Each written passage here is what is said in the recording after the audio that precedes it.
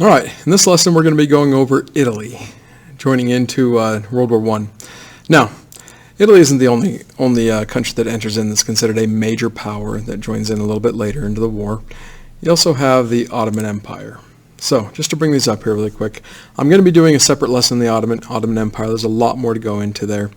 I'm not going to combine these two, basically. I'm going to just hit Italy on its own and the Ottoman Empire on its own. And in this case, with this lesson, I'm going to be covering Italy for pretty much the duration of the war, meaning this will seem a little bit out of step with the other lessons I've done and as I've been going over like the Eastern Front or the Western Front and other lessons, where there's lots of lessons there, just one on top of the other, mostly on the Western Front. But Italy, they open up their own front in the war against Austria, and then later on you have the Germans and Austrians going against them. We'll get to that point. But the one thing to notice, if you're looking at what I'm saying here, at the very bottom of the Italy part of it, it says, thus breaking its alliance with Germany and Austria. Well, if you remember, we talked about this in the Entangling Alliances lesson a while back, where Italy was actually part of the Triple Alliance with Austria and Germany. They decided not to honor that alliance in the very beginning, basically thinking that the assassination of Archduke Franz Ferdinand was something that just the Austrians needed to take care of on their own, that this war didn't incorporate them because it was just between those two, and you know, they didn't need to. At the same time, you need to know a little bit of background. Italy is not much of a fan of Austria at all. In fact, the great power that tried to keep Italy from becoming its own country back in the mid-late 1800s, was Austria. Austria is the one keeping them from essentially uniting, although they did. And so there's still a bit of that well, like we don't like you still type of feeling. And the only reason they got into the alliance with Austria and Germany was more out of a convenience. It was like, well, cool thing to do. Seems like we got some pretty big friends, even one of them's a jerk. So when it comes to the war, they decide to stay out of it. And then all of a sudden they realize that, well, and this is where we want to go into the next slide here. All of a sudden they realize that they're in a great position, at least they think they are. They were, but again, they're like every other power. They just don't understand the nature of what World War I is going to be like and just how terrible the fighting and the death and destruction will be. Even after they get reports from the initial push of the Germans across the Western Front, from things happening in the Eastern Front and things like that, they still feel like they can be the ones to win this, because the idea is this. The Italians, they're looking over at France, saying that the Germans had almost overrun the French there, and the French have thrown everything they can into that. If they were to, say, honor their alliance with Germany and Austria, they could open up a front against France in the south, and it wouldn't be that hard to just push in there and basically maybe give a killing blow in the way that allows or I shouldn't say killing blow, that be that outflanking maneuver that allows either them or the Germans to do the killing blow and win the war there. But then they sit and look at that and say, well, what are we going to get out of it? You remember the causes of World War I? Imperialism, nationalism, well, getting into those two mostly. Italy is a new country. Just like Germany, they are late to the game, meaning that they don't really have many provinces. They don't have any colonies across the world. They got a few in Africa, and that's really about it. Not much, and they really feel like they deserve more. They should get more. So if they help Germany win, well, maybe they'll get a ton. Maybe they'll get a bunch off of France and Britain. It seems like that's a good chance they can get a lot there. But then there's this also part here, if you're looking at this map of Italy, it's a more modern map of Italy. I need to get a better one. But there are certain parts, so if you look at my cursor, like right here and actually right here, that was not part of Italy at the time. Like kind of these outside edges, and I actually will show a better map a little bit later. Where they're thinking, those people speak Italian. Those people belong in Italy. They don't belong in the Austrian Empire. They don't belong elsewhere. They belong with us. And so they're looking at this and saying, okay, if we have those areas that are actually under Austrian control that we should have, we also really want a bigger overseas empire. So here's how it looks. If we go with Germany and Austria and help them out, and we win the war as basically as part of the Central Powers. We may get a larger empire. Who knows how big? In fact, it could be fairly big, because who knows how many colonies or provinces we could take away from the British and the French, even the Dutch. Not, I shouldn't say the Dutch, but maybe more of Africa from Belgian Congo or something. But then they look at their own borders and they say, well, what about that area we could have gotten from Austria? Like, how are we going to get that back? We won't get that back. So we might get a bigger empire than if we were to say help out the Allies, but we're not getting those areas that we really feel like belong to us. These Italian-speaking areas, these areas that definitely more are us than they are Austrian.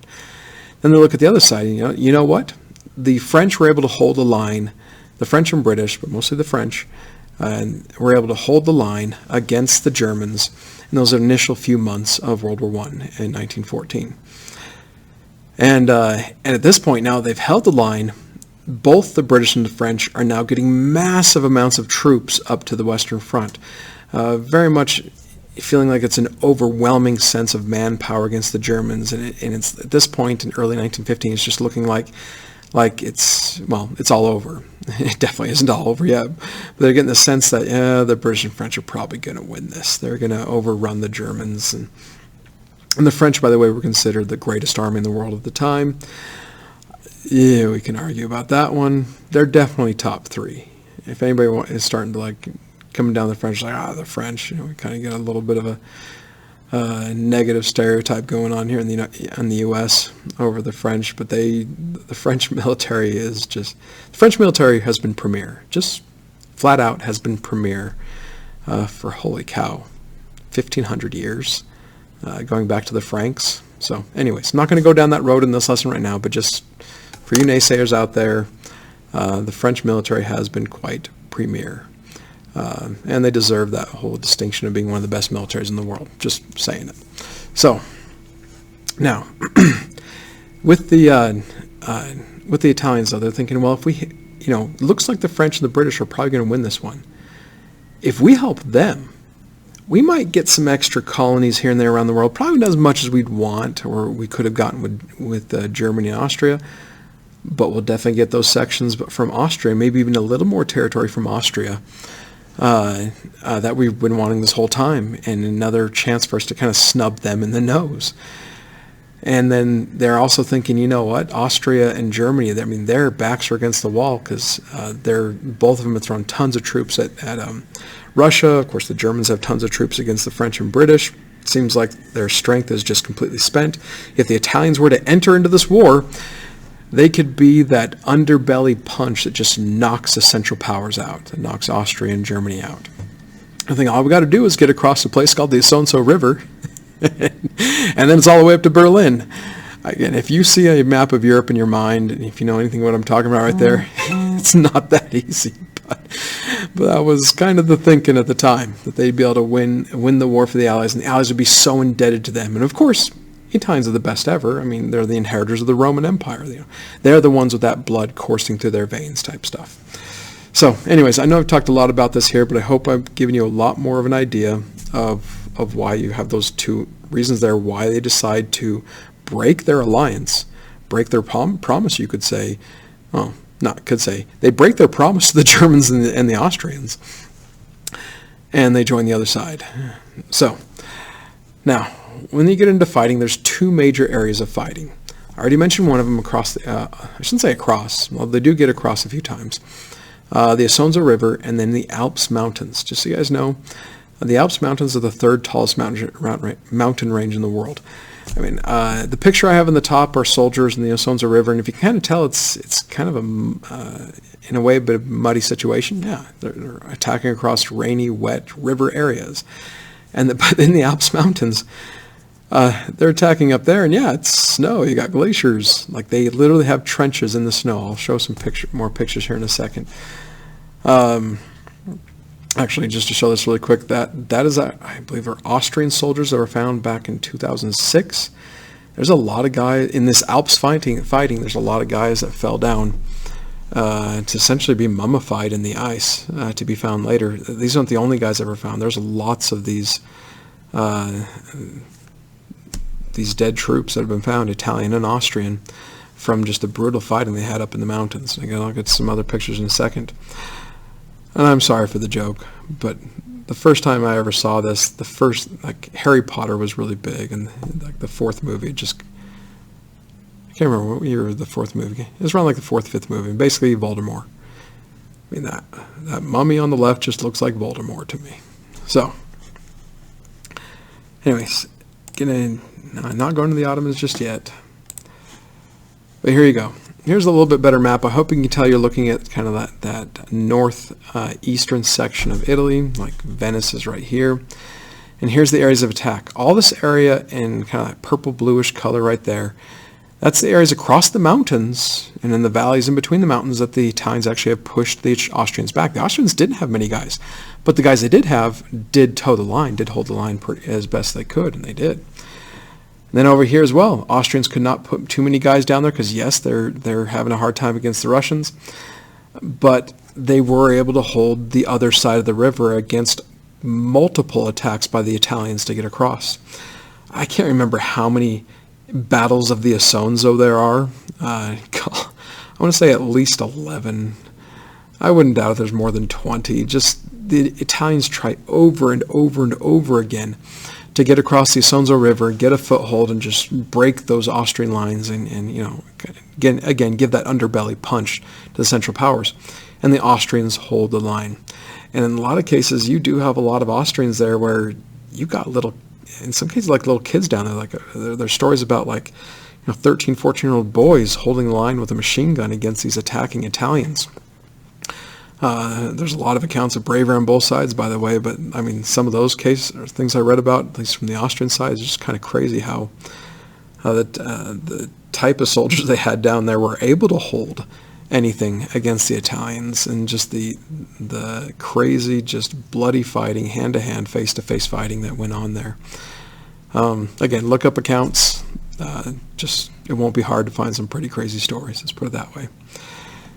So the thing is, this goes on for like 2 years, 1915 to 1917. This goes on for 2 years, where there's this constant, just, again, it's trench warfare. It's like it's static front. It's not exactly the same as, say, the Western Front that we've talked about in previous lessons, but they're just not getting anywhere. And just the reasons why, well, one is the river, but I just looked this up, so I mean, how are you going to be able to attack very fast across mountain ranges like that? Or like, I love this picture. That is beyond crazy to me, looking at that. It's like, why do you even have troops up there in the first place? So this is an old cannon that was, I guess, uncovered at some point. Here's a picture of how they'd get the cannons up there. There was one here that where was it? Oh yeah, this one. Great picture. Like, if you don't understand what's going on here, those are ski lifts. Like, they're attacking in areas that used to be these nice, these getaway places. Hey, let's go skiing.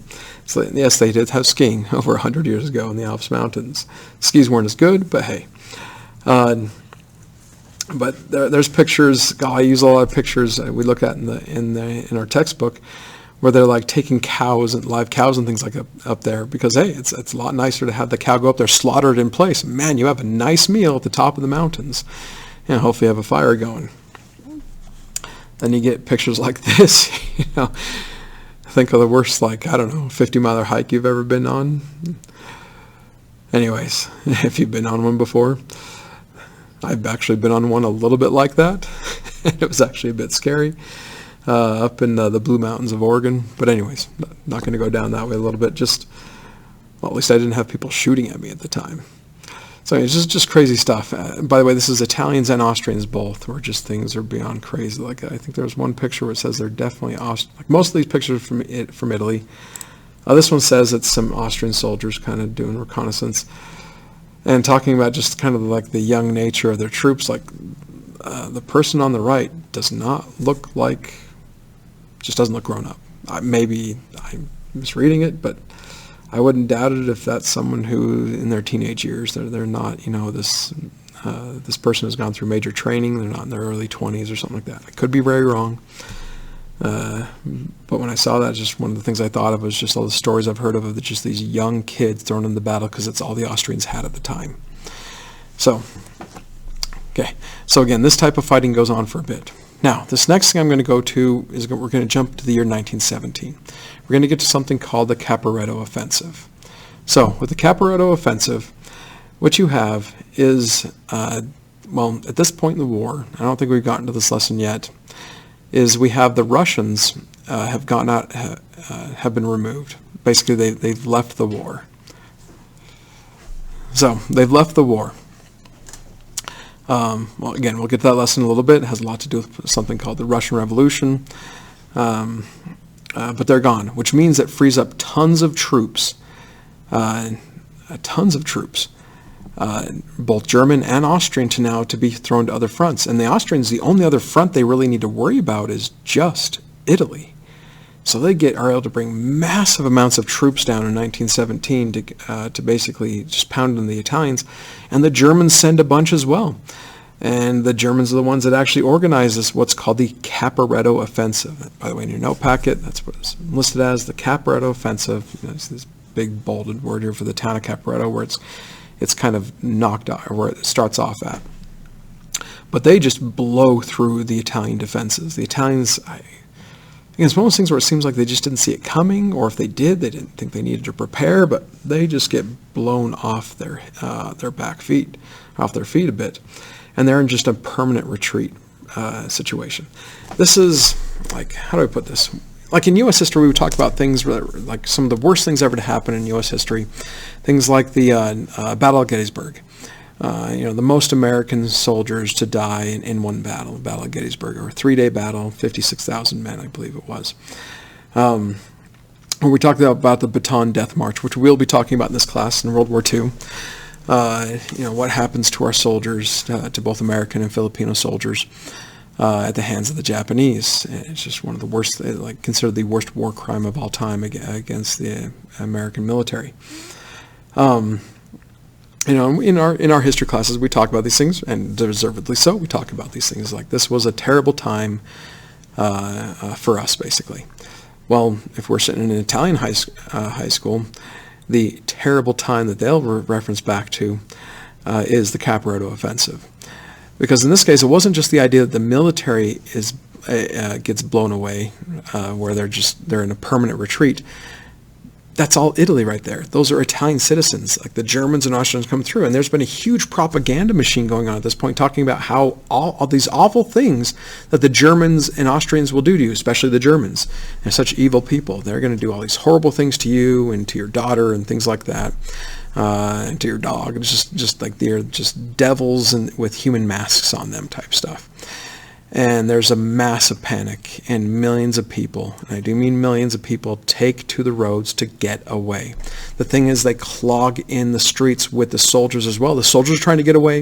The Italian citizens are trying to get away. I've never really seen any number, like a good number to say like how many people are basically died during this or missing, but let's just say a lot, up there with all the other World War I big numbers, hundreds of thousands, millions. I'm not sure, but it's bad because when it comes to the Germans and Austrians, they're seeing this and like they can't let the Italian army get away, and if the Italian army is mixed in with the Italian citizens, well, that's what you call collateral damage, at least on their side of it. We can't let that army get away. We need to destroy it before it can establish any type of defenses. And so blow it away, and of course you end up, a lot of Italian citizens die as well. This is a bad, bad time. By the way, a movie to watch on this, I might link a clip to this, or a book to read, Ernest Hemingway's, I just lost the name. I just had it literally on the tip of my mind, and I just lost it. Now I keep wanting to say For Whom the Bell Tolls. That's Spanish Civil War, sorry. Wow, I just lost it. I might have to look this later. Anyway, there's a book that a guy named, an American author named Ernest Hemingway writes. They made a movie about it a long time ago. But in that movie, they actually have a scene that I like to show in class where it shows this whole retreat aspect where they're just always moving and just terrible things happen. And one of the things they show actually quite well in this movie that I do like to show and talk about a bit in class is how the Italians are just looking to blame someone for this. Like, whose fault was this? You know, were these German spies? Is this the fact that our people just have lost their spine? You know, their layabouts? You know, who's to blame for all of this? And so they start setting up checkpoints along these roads where everybody's trying to get past, and they're trying to pinpoint or find out who these kind of people are, who's responsible for this. And I just, not to go too much into, this video's already getting a little bit long, and I apologize. Not to go too much into it, but they basically start getting their own. Like, anybody they see is like, well, you're not a true Italian. We think that you have sympathies towards the Germans. They'll be put on trial on the spot, sometimes not even put on trial. And a lot of times they're actually shot. You know, you don't have anything else you can do with them. You can't put them in prison. Everybody's running away at this point. It's just bad. So you're getting a huge demoralizing thing happening here. And just across the board for the Italians, for the soldiers and citizens alike. It's just like, man, you're getting it from the Germans and Austrians, and you're getting it from your own side. It's just bad until finally you kind of get this, well, I guess it just doesn't matter any longer. And the idea of just, well, if we're going to get it from both sides, let's just at least fight. And so, again, the way I read it, the way I understand it is pretty much have a lot of Italians just standing where they are and fighting, kind of like the French did at the end of the Great Retreat back in 1914. Again, this is 1917. And they just kind of throw it right in the face of the Germans and the Austrians. And the Germans and Austrians, who thought they were going to have a fairly easy time at this point getting through, all of a sudden start facing some pretty stiff resistance. And it's also about this point that the French actually start sending in some reinforcements to help bolster up the Italians. And all of a sudden they get a working defensive line going, and that becomes the new line for the next little bit of the war. Until they're actually able to throw their own offensive in, and they actually start pushing out the Austrians and Germans and pushing up into Austria itself. At the very end of the war, they're actually able to have an offensive that actually does succeed a bit. So, anyways, that's the Caporetto offensive, and just, again, look it up. There are some pretty harrowing stories from this time period. But that's going to end our lesson on Italy. There's more I could go into. I apologize. But that's essentially Italy in World War I. I am not doing them justice in any way, shape, or form. But at least you're getting some basics. Okay, I'll see you in the next lesson.